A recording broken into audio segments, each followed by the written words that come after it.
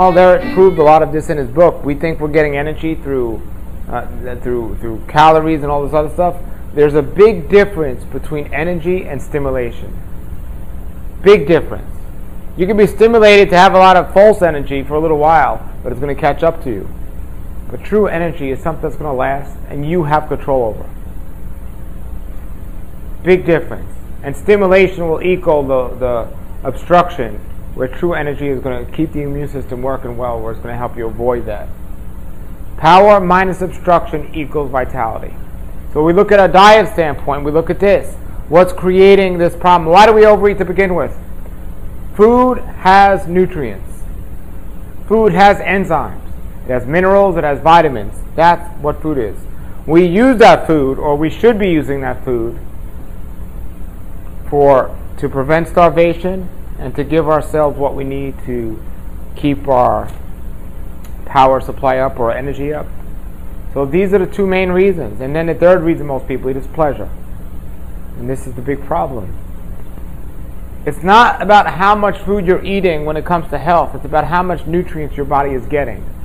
And if you're eating a lot of food that has little nutrients in it, even though you're taking in a lot, you're not giving your body what it needs, so you're going to crave what? More food.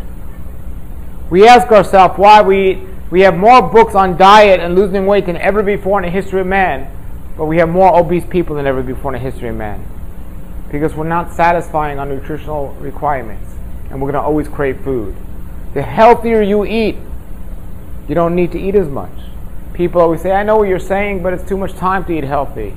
The healthier you eat, the less you're going to eat, so the less time you're spending eating the food. So now you're spending less money and less time. People say, I know what you're saying to eat less, but I just love to eat. I say, well, the healthier you eat, the less you eat, the longer you're going to live, and the longer you're going to live, the more you'll get to eat.